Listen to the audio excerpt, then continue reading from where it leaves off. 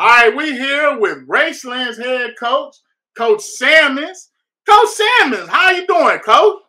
Doing real good, guys. How about you guys doing this evening? All right. Now, Coach, will you pronounce your last name correctly? If not, Coach Trump might be messing it up. He's good at messing up names. Nah, He don't even know his kids' names. His wife nah, always say that one. nah. Coach got that one right. It's Coach Salmons. Okay. Spelled like the fish, smelled like two fish, I guess, with the S on the end. But the L silent. All right. Coach, man, heck of a year by this Raceland group in 1A. You beat up on our Prairies kids a couple times. You ran through Railroad County, Russell County. Coach, you averaged about 40, 50 points a game. You just put the hammer on these cats. Man, how has it been such a successful season for this Raceland team? Yeah, we know we had a lot of fun, man. We had a really good run. We got a lot of experienced players. We got 30 plus upperclassmen in Class A football. You get that many kids in 11th or 12th grade, that means you got that many kids that are 17, 18 years old. That's a real big advantage. And just a couple of years ago, those same kids were playing, and you can go back and do a little research there. I think we ended up 4-6, and so we just kind of stuck with the process, and our guys matured, and they hung in there with us and got after it, got better. And last season was a real success, and then this year we've been able to take it one step further. All right, Coach. Now you got, I guess we call them the bully on the block. They kind of haven't had much success against this Pikeville program, but it ain't too many people that have. How do you handle this going into this game, Coach? Yeah, I mean, first and foremost, we got a lot of respect for Coach McNamee and Pikeville and what they do and what they've been able to do. We've really had some epic battles with those guys over the years. It's been a couple of years since we've been able to come out on the right side of it. But they got a tremendous football team. They run the ball really efficient. They were really efficient in the pass game. They got really experienced players. Their defense is phenomenal. They play a very tough schedule. I think they won 11 games in a row. So, it's a real challenge, one that our guys are looking forward to, ones that we, we embrace. And at the end of the day, if you make it to the state finals, you're not going to be playing no dogs. You're going to be playing good football teams. That's what we'll be playing on Friday afternoon. Coach, man, remarkable. Like I said, remarkable. You're led in passing by a young man named Logan Lundy, 2,200 yards passing, 34 touchdowns, average 159 yards a game. Then you balance with the rushing attack. You had Noah Wallace with 871, 12 touchdowns. Behind him, Isaac Browning, 634 with 9 touchdowns, Coach. That's a pretty well-balanced offensive attack you have there.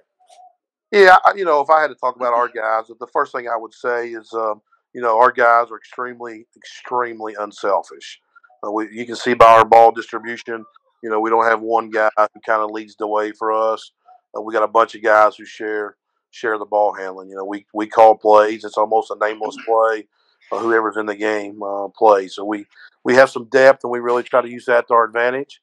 Logan is He's our signal caller back there at quarterback. He's had a tremendous 2 years for us as starting quarterback. Really grown in the position, a real physical statured player who's got better at the mental side of the game. He's had a really efficient year, really valuing the ball for us and leading. I'd have to double check, but either this is or one of the highest scoring offenses in our school history.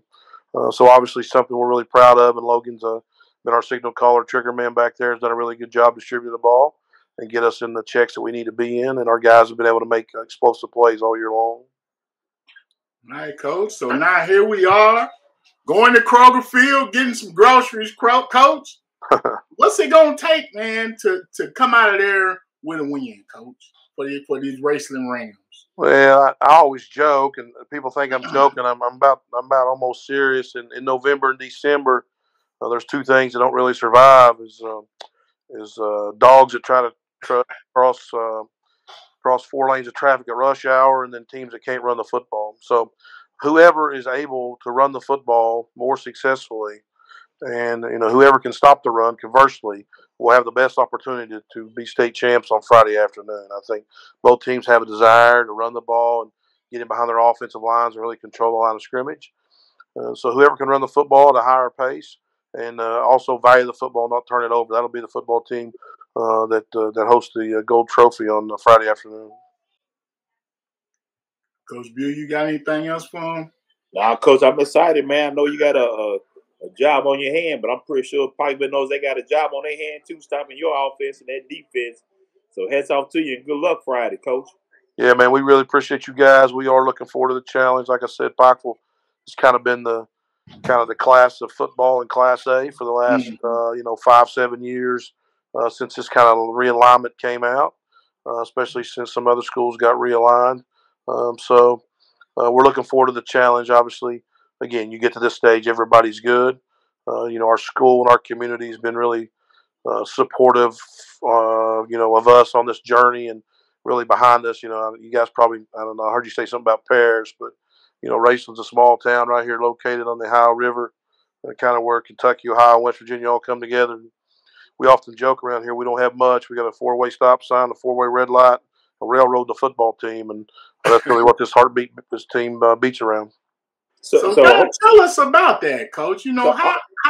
Go ahead. I was just gonna say, like, what does this mean to the community? I know you guys have been close and flirting with it the last few years. You've been a great program, and now, one thing we know about being over there, out that way, kind of like Pikeville and everywhere else.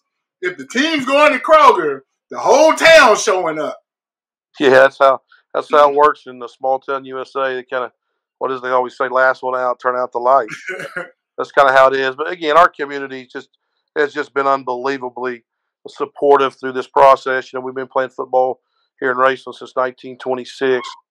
You're talking about a lot of legacy families, a lot of generational people that's come through our school and our program, and in these somewhat dire economic times where jobs are hard to find, these river towns kind of get gobbled up, and so this town's been able to stay strong and really rally behind their school and stay kind of keep away all the consolidation talk and all that kind of stuff, and really rally behind it, be a true hometown school. And so I'm sure the orange and black faithful will invade Kroger Field on Friday morning as soon as they open them gates.